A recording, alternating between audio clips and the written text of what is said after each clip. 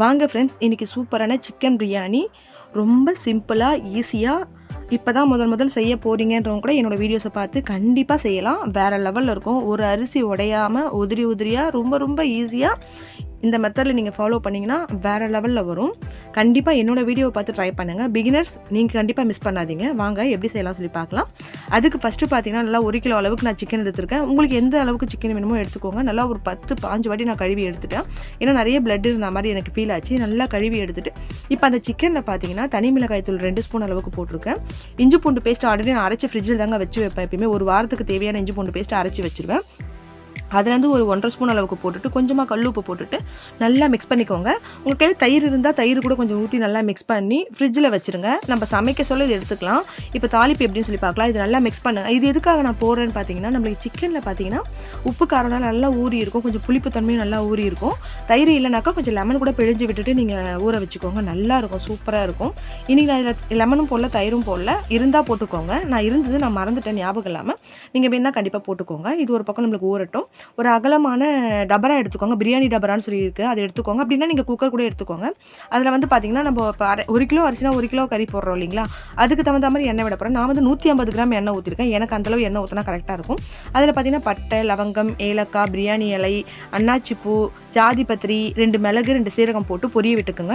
நல்லா பொரிஞ்ச பிறகு வெங்காயம் பார்த்தீங்கன்னா நீல வாக்கில் ஒரு 3 பெரிய வெங்காயம், நல்லா பெரிய வெங்காயமாக எடுத்துக்கோங்க. பச்சை மிளகாய் 7லேருந்து 8 பச்சை மிளகாய் கட் பண்ணி எடுத்துக்கோங்க.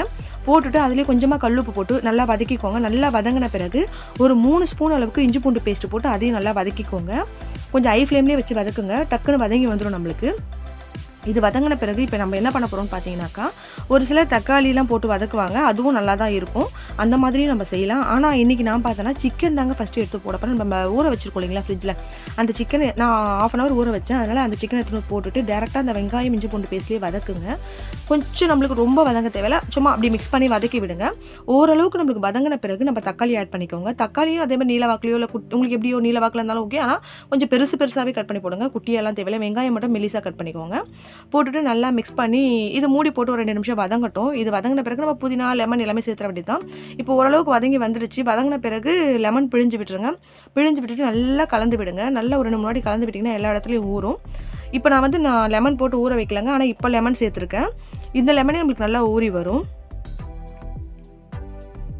அவ்வளோதாங்க. நான் மிக்ஸ் பண்ணி ஒரு 10 நிமிஷம் போல் மூடி விட்டுட்டேன். இப்போ பாருங்கள், நல்லா நம்மளுக்கு சிக்கன் தெரியும். உங்களுக்கு ஒரு ஆஃப் பாயில் நல்லா வெந்து வந்திருக்கும். பாதி அளவுக்கு வெந்து வந்துடுச்சு. இப்போ இந்த ஸ்டேஜில் நம்ம வந்து புதினா, கொத்தமல்லி எல்லாம் க்ளீன் பண்ணி வச்சுருக்கோம். அதெல்லாம் ஆட் பண்ணிக்கலாம்.